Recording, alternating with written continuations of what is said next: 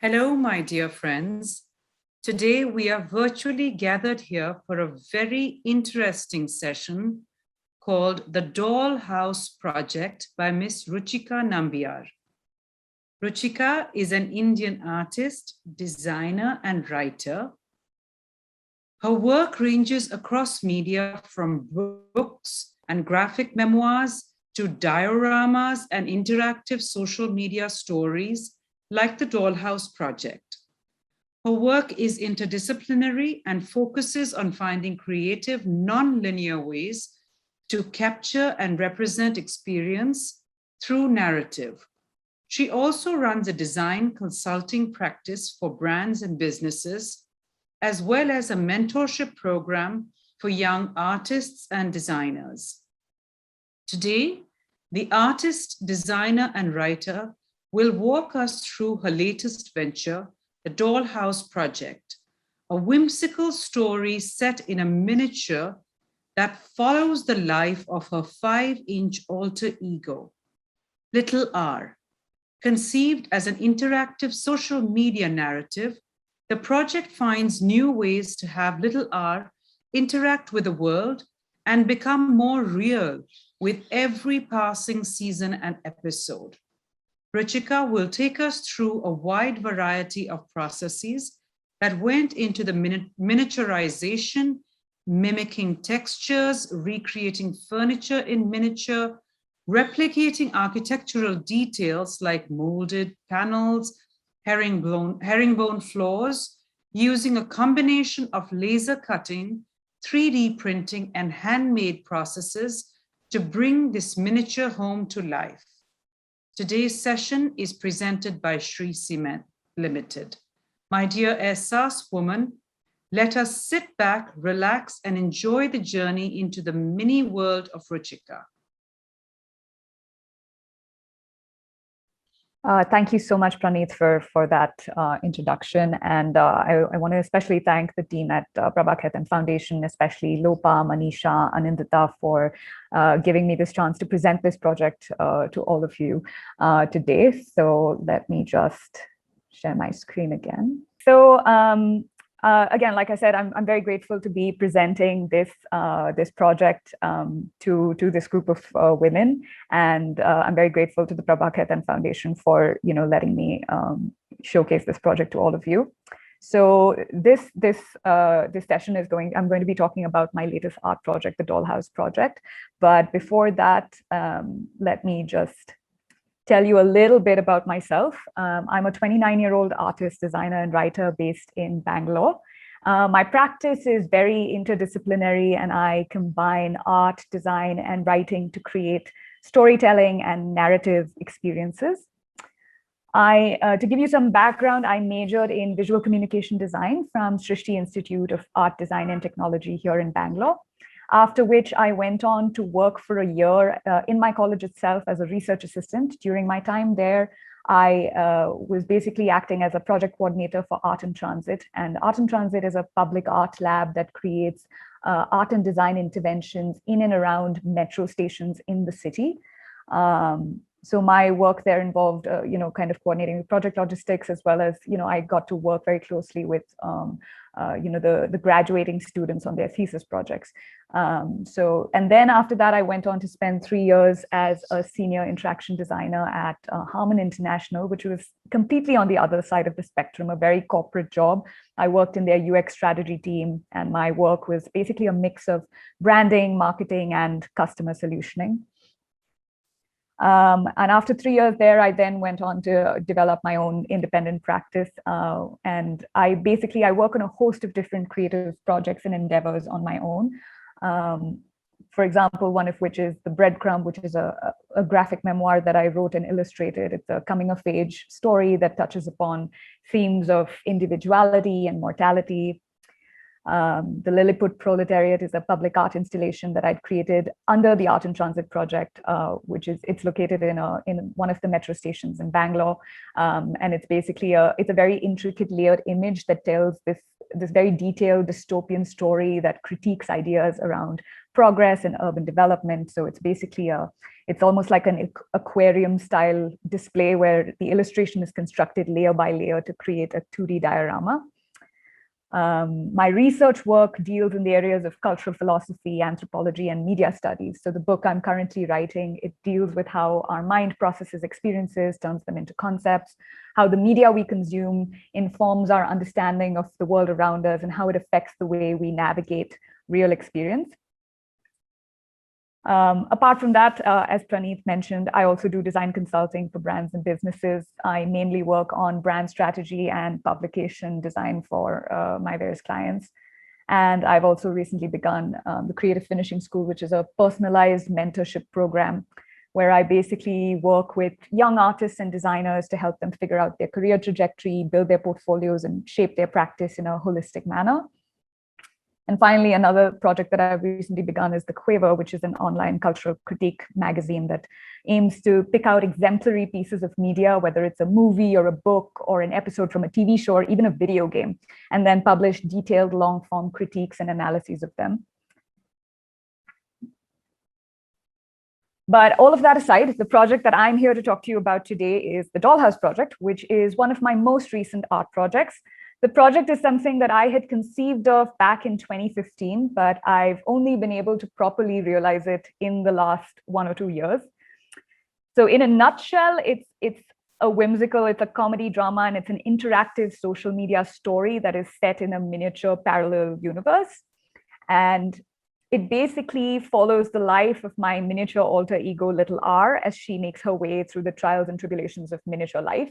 So as you might be able to see, Little R is actually on this call with us. She's on another device of her own. So I don't know if you're able to see her, but she's on this call as well. And she's here to make sure that I don't misrepresent her accidentally on this presentation. So the making of Little R itself has been quite a process because she's gone through several versions and iterations. So the current Little R that you see was actually, her head was sculpted by this artist and sculptor friend of mine, Manush John, who he specializes in creating digital sculptures based off of reference photographs. So, you know, my face was actually digitally sculpted, and then it was 3D printed. I 3D printed it, then painted it, and then that's the version of her that you see today. So the project is essentially an experimental storytelling project, and it progresses season by season as kind of like photo story episodes on Instagram. And I wanted it to be, you know, a living, dynamic narrative. With each episode, it's supposed to render the life of this miniature person with more detail and dimension and complexity. So as you can see here, it basically takes place like, you know, kind of like a photo series or a photo story on Instagram, where every episode plays out almost like a comic. And you know, it kind of does these little short glimpses into various aspects of her life as a miniature person as she interacts with the real world. And the idea of it was kind of to, I mean, the project for me works at many levels. One of them is the idea of editorializing the everyday and kind of testing the line between reality and fiction. You know, where does her story overlap with my own reality, and how might that reality for me get distorted in that process of, you know, in my process of depicting her a certain way, how is that distorting my own reality? And I also tend to draw several aspects from my own life, like, for example, recreating the actual bag that I carry to work, or recreating the actual cereal that I eat for breakfast, or the flip-flops that I wear at home, and different little aspects like that, where for me, it's almost there's a certain fascination in being able to behold the real object and then behold that same thing in miniature. It's almost like creating a parallel reality, or like a microcosm in miniature. And being able to kind of behold those two things in parallel is almost like the fascination that a cat has with its own shadow. And, you know, you can be never-endingly fascinated with your own shadow. And that's kind of the idea that I was playing with as I was going about recreating bits and pieces of my life to kind of populate her life. And so, for example, this is my actual school photo album, which I've recreated in miniature. This is a fairly popular viewing item, so I thought I would show this one to you, to all of you today. But these are the actual photographs and the actual order and the actual cover of the the photo album that I store my school photos in. And this so this is the actual tiny photo album. And it's basically the project it's kind of an exercise in hiding in plain sight. It's kind of to test how much can I reveal of myself through a semi-fictional alter ego. How much can I reveal of myself without editing out the mundane, the awkward, the depressing moments from life, but at the same time kind of fictionalize it in a partial sense, and kind of push it outside of myself.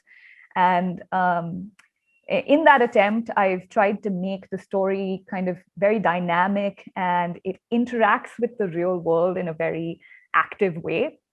So, for example, in 2020, I ran a special COVID season where I basically show Little R's life during the pandemic.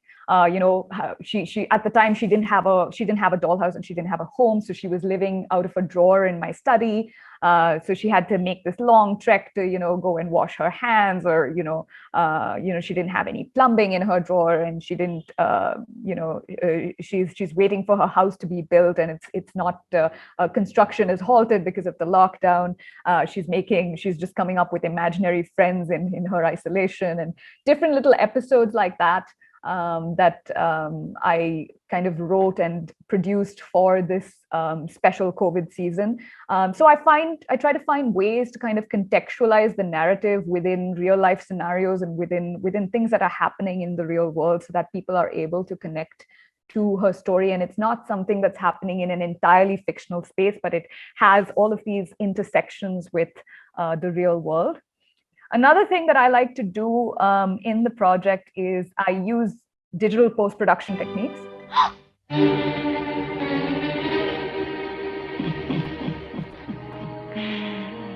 All alone, my pet?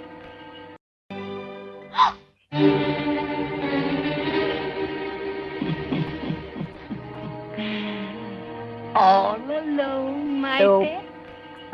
This, as you can see, for example, is I like to find ways to kind of breathe life into the stories by using various digital post-production techniques. So as you can see, obviously the little video on the laptop, the doll is real, and the tiny laptop is real, and the tiny apples and the knife are real, but the video itself is something that I've added in later to as a kind of like special effects to add some more dimension to the story, make it more interactive, make it more immersive. And in the same way, I also add text, and I turn certain photos into a comic series, and animate certain aspects of the images, and all in various, to kind of create it like a multimedia narrative of sorts. So I like to kind of take it beyond just it being a physical 3D miniature project, and I also like to use several digital techniques to round it out. Yeah, so I do it on social media because it's kind of an attempt to subvert the format. People curate their entire lives on social media, but I wanted to see how can I use this semi-fictional version of myself to share things that people wouldn't normally share on social media, to share moments and aspects of my life that people would normally keep to themselves and normally not have not be comfortable sharing.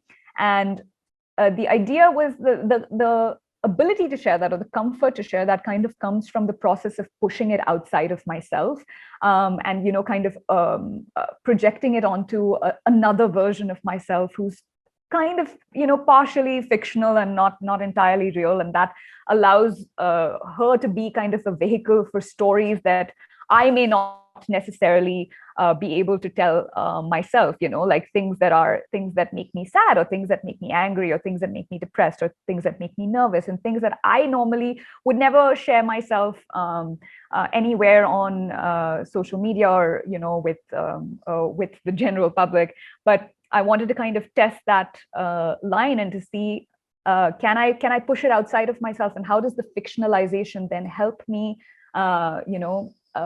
present these stories almost like as if they can be consumed like entertainment, as if they belong to somebody else entirely? And how could people follow her and become invested in her life as if she were a real person, The other reason I do it on social media is because I wanted to use the format to kind of break the fourth wall and make her life incredibly interactive. So I use social media to let followers be a part of the story and contribute to her universe. So for example, last year I had run a miniature book drive on Instagram where people suggested books to go in her library. And some of them even hand wrote inscriptions that could go into the first page of the book. And then I would, they would send me scans of their inscriptions, and I would scale them down, print them really tiny, and then assemble the books that they suggested with their inscriptions written inside, as you can see in this image over here. And in several ways like that, I like having people be a part of her story. When she got a cat, I ran like a contest where people were helped her figure out a name for the cat, and in return, the winning name could then be the godparent of the cat. So soon the cat is going to start interacting with its godparents, and it's going to expand that way and continue to pull people in into this overall universe. So there are different ways in which they can interact with little R and the various characters that populate her environment. They can have a Q&A with her. They've helped name her cat. Maybe they suggest food that goes in her fridge, or what she cooks for dinner the next day, and things like that. The project also lets me collaborate with other creators and do crossover episodes, and it's a really fertile ground for collaborations, which is something that I really love and enjoy, because there's honestly nothing more enjoyable than collaborating with other people to kind of draw them into this universe. So, for example, Cards versus Sanskar is it's a card game, which it's basically an Indian take on the popular American card game Cards Against Humanity.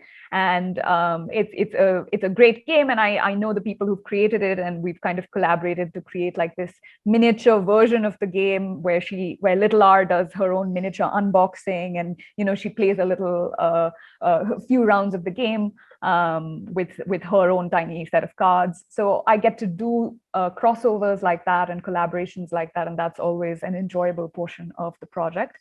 Finally, of course, the most important collaboration of this project was the dollhouse itself. So throughout 2020, as I had mentioned briefly before, little R was living in a dingy drawer in my study. She had no proper amenities, no plumbing, no proper furniture. She needed to move out, and she was quite sick of her living accommodations.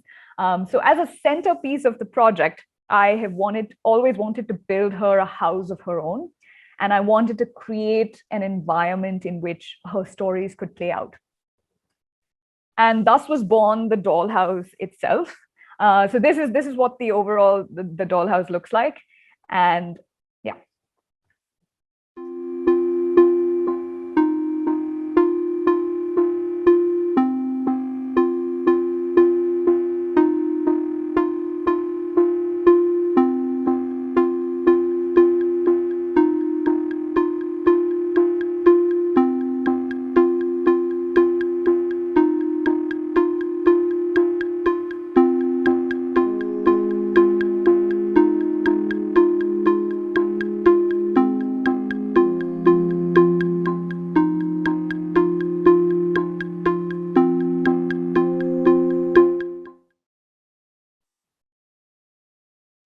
So I wanted to go about the dollhouse just like how you would build a real home. So Little R commissioned Studio Slip, which is an interior design studio here in Bangalore, to architect and design her dollhouse from scratch. Sorry, this is Kamini Rao, who is my main collaborator. She's the founder and creative director of Studio Slip. And together we've kind of arrived at the design and the architecture of this dollhouse and put it together. So based on my brief, Studio Slip went about the design just like they would for any other client. They had no no qualms about the fact that their client was 5 inches tall. They created mood boards for every room. And I was very particular that I didn't want this to look like any other cutesy dollhouse. I wanted it to be just like a real home. And so they designed it with, based on my brief, with a contemporary industrial aesthetic. And they designed this, quite large 2 BHK house. And I'll explain how we went about the logic of the construction in a little bit. But basically, they created mood boards, they created sketches and elevations, they drew up electrical drawings and spec sheets for, all of the cabinetry and the wardrobes and the furniture.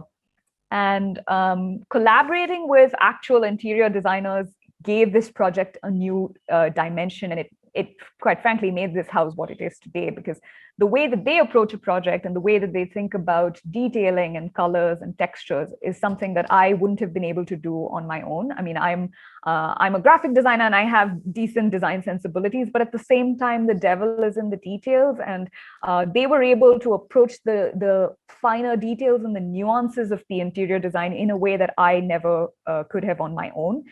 So the way that they think about, let's do a feature wall here, or let's go with this kind of a mood board for this room, and let's kind of layer these textures and these fabrics, and use these various textures and effects in all of these different ways. And their ability to juxtapose those kinds of elements is not something that was necessarily in my wheelhouse.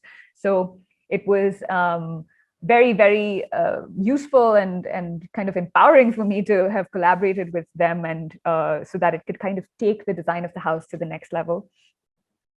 Because on my own, I would have probably designed a really standard, boring house, but collaborating with them, allowed me to kind of leverage their expertise.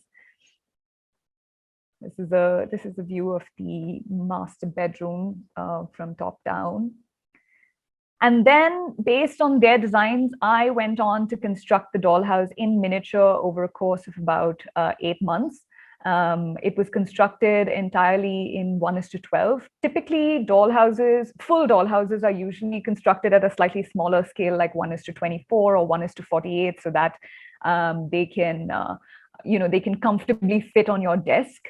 I hoped mine could fit on my desk, but eventually, as we went along, we realized it was going to be much larger than that. One of the reasons for doing the dollhouse in 1:12 scale was because my doll itself, little R, had to be in 1:12. She couldn't go any smaller than that, because it's very difficult to find a good quality posable doll that's any smaller than 1:12. I mean, it's hard enough to find it at 1:12 itself, but to get smaller than that makes it even more tricky. And since the entire story revolves around little R, she has to be flexible enough to do various things and to be able to star in various different scenes and productions. So she needed to be flexible, and she needed to be of a certain quality. And so 1:12 is the scale that we went with for the entire dollhouse. So as a whole, the dollhouse is about 2.5 feet tall, and it's 3 by 4 feet wide. So it's pretty large, even though it is a miniature house. But basically, the main structure of the dollhouse was constructed out of MDF. So what I would do is, since I had all of the plans and the drawings from Studio Slip, I would plot all of the pieces digitally. I would design all of the pieces digitally and then get them CNC cut, and then construct the house based on that. And the house it's constructed like a set, so I can remove the back walls. There are certain walls inside which are removable, so that, and all of the windows are window frames and things like that are removable, so that I can basically use it like a set and be able to stage various scenes inside the house, be able to photograph it easily from various angles. So the house kind of splits into 4 pieces, like the top floor splits into 2 pieces, the bottom floor splits into 2 pieces. Within that, certain walls are removable. So the back walls are all removable, so that I can use it with as much flexibility as I can manage. And the structure itself was primed and painted pretty much like like a real house. I mean, we picked out colors from an actual Asian Paints shade card for every single room, and went about, and I then went about, kind of priming and painting the entire structure.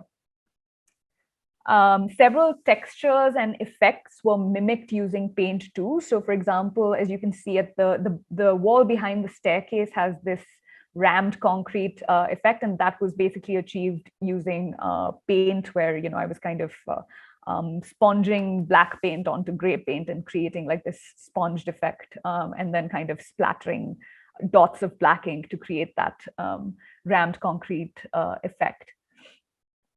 And the Jaisalmer flooring on the top floor was also achieved in a similar fashion through this sponge painting technique, which I'll show you here. So this was how the Jaisalmer flooring came together.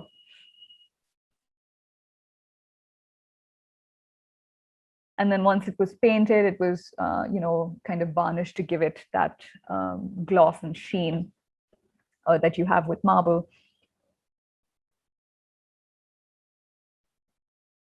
Some areas of the house also feature these molded wall paneling, which was a really enjoyable effect for me to create in miniature. It was very satisfying to create that. And that was also basically created out of laser cut MDF. So I would get very thin, delicate frames cut out of MDF.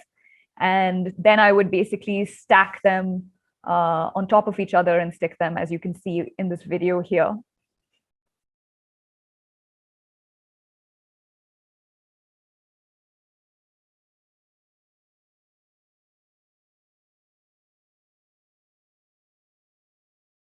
So it would basically be two layers of very, very thin frames that are stacked on top of each other to create that molded paneling effect. And then I would prime and paint it like anything else.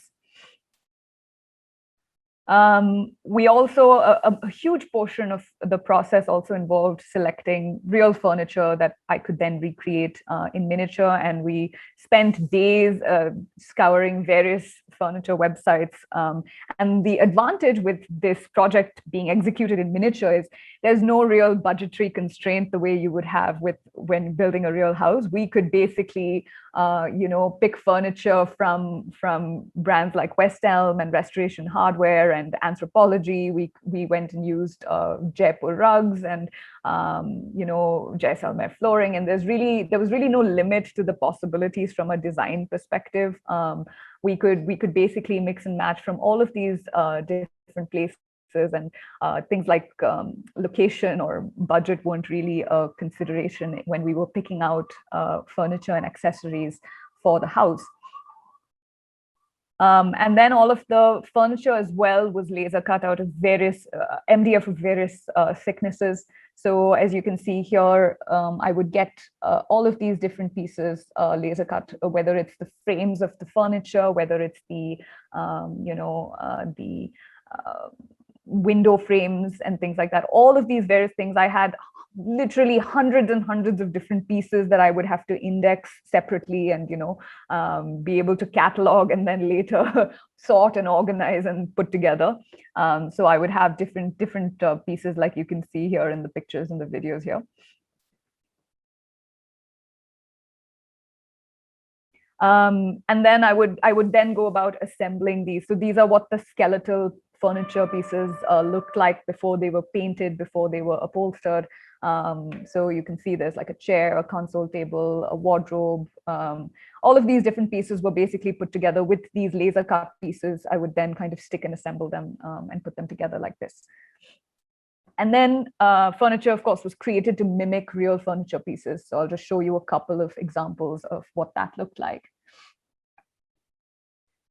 These were some pieces, and the wallpaper that was selected for the guest bedroom. These were the reference images, and I would basically go onto these furniture websites, they would always have dimensions, and they would always have all of their measurements and things like that. So I would use that, scale it down, figure out the measurements of on my miniature scale, and then go about creating the digital files, getting them laser cut, and then getting them assembled. So as you can see, the same 4-poster bed is the one that's featured in the guest bedroom. And then this is what it looks like in miniature. We've of course changed the bed back color and things like that, but the piece is the same. Yeah, this is another view of the guest bedroom, and the bedding and pillows and things like that were basically made kind of almost like how you would make it in real life, where I was basically using fabric, using sponge, using kind of wrapping fabric around sponge to create mattresses. For the pillows, I was creating little pillowcases. Instead of stitching them, I could, because of the size, I could use glue, and that would be enough to hold it together. But basically creating little pillowcases, stuffing them with cotton, and creating pillows in that way. A lot of the fabric was fabric that we have gotten from Fab India, as well as another fabric brand called Vaya Fabrics here in Bangalore. So they've been very nice in giving us certain pieces of fabric that we could use in different ways across the house. And then there you can see there's the wallpaper. So all of these little details and textures were selected, were specifically selected for each and every room, and then went about recreating all of them. And then this is some of the furniture pieces that was selected for the floor living room. So a sofa, a chair, coffee table, and these were the recreated versions in miniature. So the frames were laser cut, then the chairs and sofas were cushioned with sponge, and then they were upholstered with fabric, pretty much like how you would upholster a real sofa. So I like trying to mimic real processes as closely as possible, because that's what helps me achieve the closest effect in miniature. Tiles were created by, basically, I would create the graphic of the tile digitally on my computer, then I would get it printed, and then I would, as you can see in the video here, I would create the grouting and the grooves by using, kind of hand engraving the grooves into the pattern. So I would basically use various embossing tools to kind of create that effect, so that it could, have that. You could kind of see that grouting whenever the light hits it at the right angle. So you can see there's a herringbone backsplash, there's the wooden herringbone floors, and then the video that you see is the scallop tiles that were used in one of the bathrooms.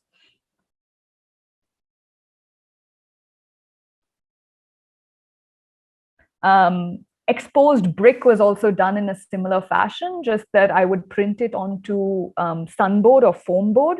And then I would use the same technique to kind of hand engrave the grooves and the grouting to give it that slight dimension and that effect.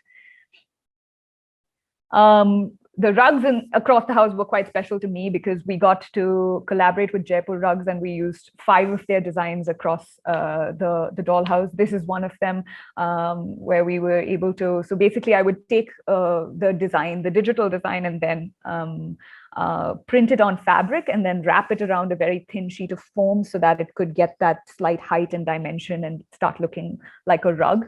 So the rugs, 5 of the rugs in the house were created that way, with designs from Jaipur Rugs. And 2 of the rugs in the house are actually Persian rug style mouse pads. So you get these mouse pads to buy on Amazon. So I'm pretty eclectic in my approach to miniature making. And I use whatever materials and found objects I can to kind of add more life to the space. And this is an example of one of those. So this is actually a mouse pad that is fashioned in the style of a Persian rug, and I've used 2 of those in the house as well. The house also features some 3D printed elements. The commodes, the little sink that you see is a 3D printed sink, and then it was 3D printed and then hand painted. To give it that the blue design on it is hand painted. This is where the sink was being 3D printed.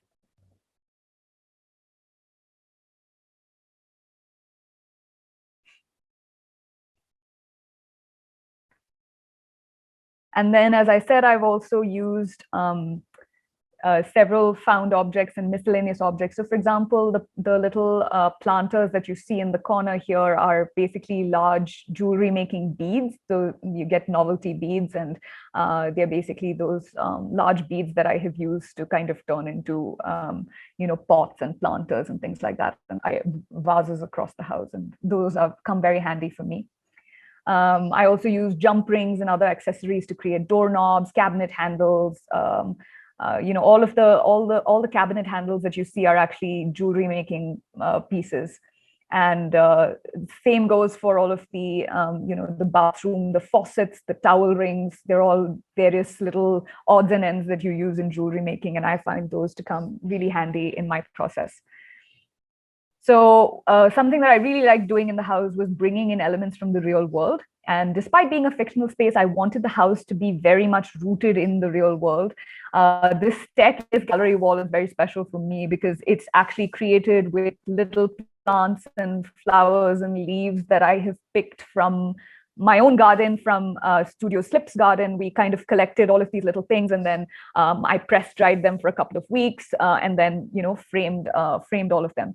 So this is a quick video of the framing process.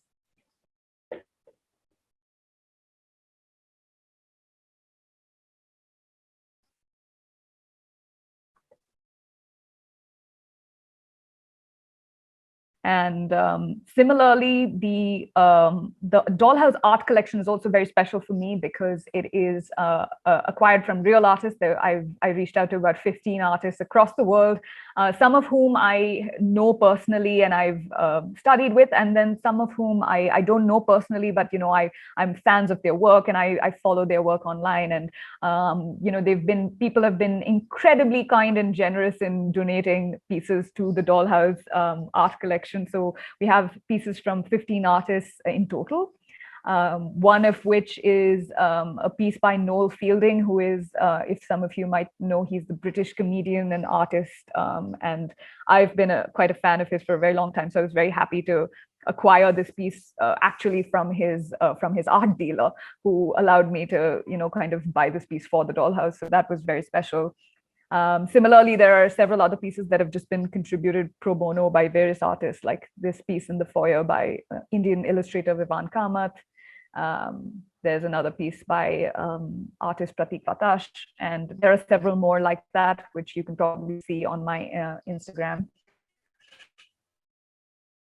So in March 2021, Little R inaugurated and moved into her new home. And that was a fairly momentous thing because she was able to move out of my study drawer and move into her own place. To celebrate, I actually hosted a little event in my own home. I hosted a dollhouse warming, and it was basically supposed to be like a kind of like an exhibition, but hosted in the style of a dollhouse warming. Of a housewarming. And I sent out little invitations to all of my guests, which featured miniature invitations embedded within them. There was miniature food that was put together by a culinarily gifted friend of mine, who he created, miniature croissants and miniature mimosas and miniature chiffon cakes and various little things that we could create a little miniature platter to welcome guests with. And it was basically, like I said, an exhibition in the style of a housewarming, so people could come and kind of look at the house and see all of the various details up close. And this is me with Team Studio Slip, who architected and designed the house. So this was quite a momentous day for all of us. And of course, I sent my guests off with tiny miniature giveaways, very traditional sweet boxes that you would expect to get out of a housewarming. And I wanted that, since it was a fairly unconventional housewarming, I wanted to end it on a somewhat traditional note by giving away tiny sweet boxes, non-edible, of course. And the great thing about the project is that people get really involved and invested in the story. And so several of my guests actually came with housewarming gifts. So as you can see, the little wine and cheese board, the little wooden salad servers, those were all gifts from some of my guests, and they would either buy a miniature object or they would commission a miniature object from another miniature artist. For example, the wooden salad servers are created by this very talented miniature woodworking artist on who you can find on Instagram. But basically, that was commissioned as a housewarming gift for my dollhouse. So that was very, very special. And this blue ceramic set is by a miniature pottery artist, Kelly Pottery, who you can also find on Instagram. Apart from the dollhouse warming, I also had the opportunity to host an open house at Studio Slip, and that was a slightly different event. We hosted that for all of Studio Slip's clients and contacts to be able to showcase the dollhouse to them. And we also were able to put together a very simple, quick mini making workshop for the various guests coming to that event, where they could create their own little miniature artwork or miniature books, tiny cushions and tiny planters and things like that they could then take back home with them, and so that gave them something that they could take back with them. So as the story progresses, I hope to find ways to let people become a part of the story and expand this miniature universe. Find different ways to let them continue to contribute to the story. So, for example, if Little R starts subscribing to a particular newspaper, then I would like for her followers to be able to write headlines for that newspaper, or maybe they tell her what movie to watch next Friday night, or I can invite virtual guests to come and spend a night in her guest bedroom, and various different things like that, various ways in which they can be part of the story. And in any case, Little R's story is just beginning. I'm hoping she gets to travel far and wide, become more real with each passing day. I'm thank you so much. I'm so happy to have presented this project to this group of people, and I hope you've enjoyed seeing how this project has come together so far. You can follow the story as it continues on Instagram at this Ruchika. You can follow me and my other projects at that Ruchika. And once again, thank you to the team at Prabha Khaitan Foundation for letting me present this. So I'm done. I would be happy to answer any questions that you may have about, or anything. I would be happy to hear your comments on the project. Stop. Pranitji? Yes. Yeah, I think there are no questions, so we can. Yeah. If you have any questions, you can ask her. Yes, I have so many. Ruchika, as a architect myself, I'm absolutely blown away by your whole project, and I have no words. Congratulations to Studio Slip on a phenomenal job done. Thank you so much. Detailing. I am just, as an architecture student, the last time I made a model was while we were in college. But we obviously never went into detail like this. They were just more conceptual. Right. But, I'm just fascinated. Like you talked about the beads, the techniques used in jewelry design. And, honestly, for everybody in my profession now, we've stopped doing doing any of this real world 3D modeling. Right. It's all virtual. But there's so much that you get, that touch and feel in the materials and the combination. You have convinced me that I think we want to go back to this way of modeling. But there's so much, when you talk about the scale, I know you mentioned you had a 1:12 scale. Yeah. That's pretty small. How did you decide on that specific scale? So I would have, miniature artists usually tend to go even smaller than that, like a 1:24 or 1:48. I would have, since I was building an entire dollhouse, it would have been more logistically convenient to go with a smaller scale, because this is pretty massive to navigate in terms of taking it anywhere for an exhibition and things like that. It is quite a difficult thing to maneuver.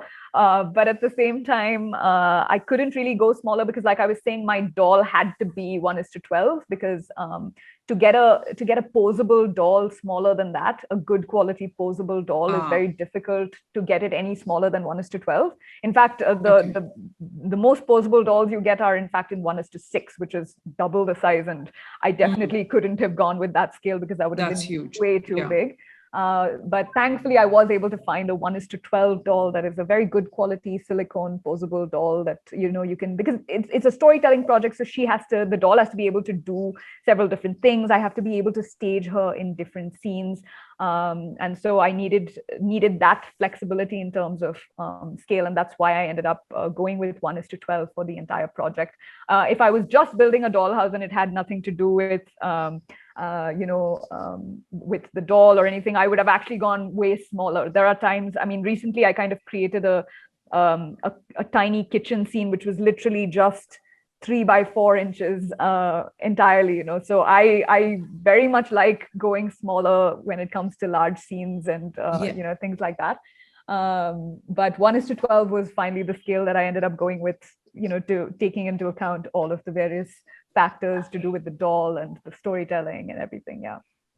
But it's phenomenal that you have combined model making, art, with storytelling. And how often do you tell the story?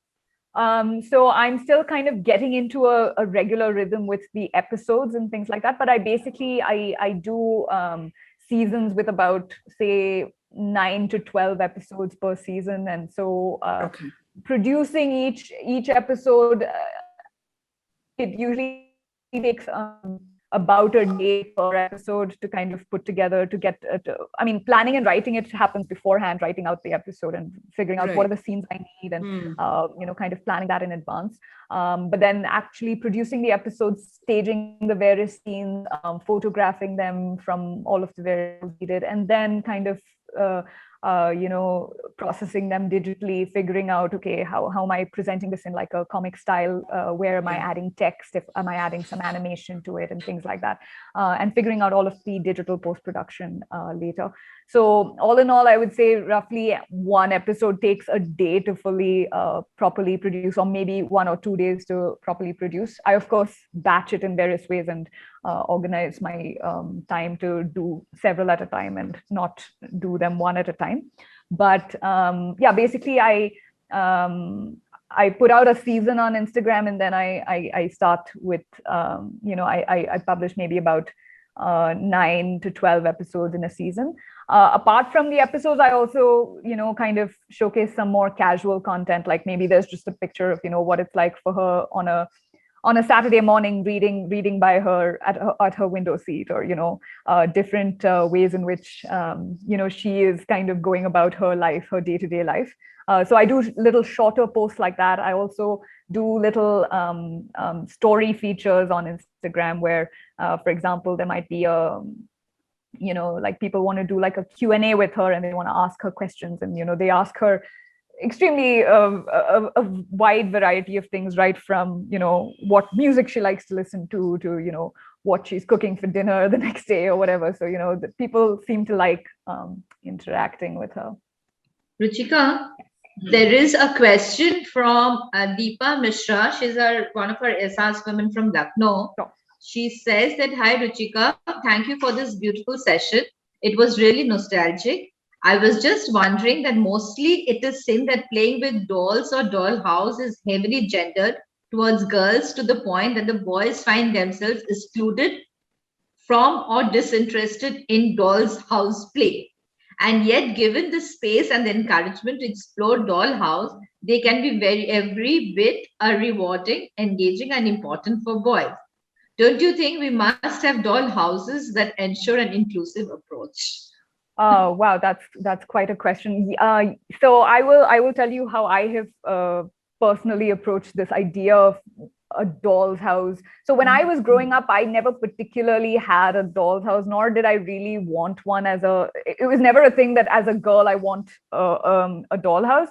It's something that I have kind of arrived at miniature miniature making from a more at a much later stage in my life, more like an artistic endeavor. So my entire approach to dollhouses has been different. And yes, you're right, it is I think there are ways in which you can approach the entire art of dollhouses in an incredibly gender inclusive way. In fact, in a way where gender isn't even really a question, because for me at least, when I was putting this project together, it was so hinged on the narrative and the character development that gender really wasn't as much of a question. It wasn't like I was building a dollhouse because I'm a girl. It was because I'm building a dollhouse because I want to tell a story, and I think that telling the story in miniature would be interesting, and therefore the dollhouse becomes a consequence of that rather than the point of it.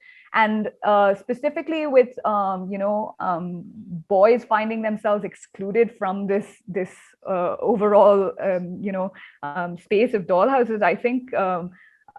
If we start making it more about the stories that you can start telling with this medium, it automatically becomes more inclusive. Because I remember when we hosted the open house at Studio Slip, we had a lot of kids there at the event, because a lot of our guests and clients, they brought their children, because we said, we're hosting a miniature making workshop, so you can bring your children as well. It's an all ages welcome workshop, and so a lot of them brought their kids, and there was really no division between the boys and the girls. It's not like the girls were more interested or more engaged. All of the boys were just as fascinated with seeing something at this scale and being able to kind of relate to the little stories that are hidden in various pockets of the house, and saying that all the books in the bookshelf are donated by actual people, or all the artwork is donated by actual artists. And they were able to kind of immerse themselves in the universe of this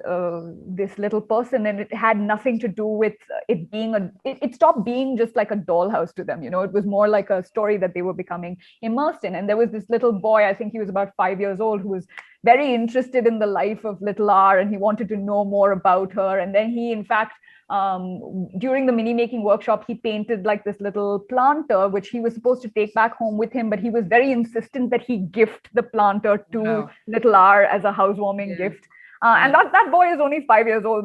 He's not necessarily processing this project at any complex abstract level. To him, for all you know, it's just a dollhouse. But at the same time, he's able to engage with it, because I think they're engaging at the level of the narrative and the level of the character, rather than it being a dollhouse. So I think even the idea of I think in terms of making dollhouses more gender inclusive, I think that entire term kind of needs to dissolve. This idea of it being a dollhouse, the idea of it being a doll itself kind of turns it into like this playful, frivolous, girly thing, where I think, if we start making it more about what you can do with it as a tool for storytelling, I think that automatically starts to dissolve some of the gender stereotypes that surround that, that particular phenomenon. So, yeah. Okay, more about creation, construction, something new that is taking shape, right, Ruchika? Sorry, can you say that again? I'm saying more than little R, it became more of a construction, some new creation, something that's coming to life, and people would like to see that.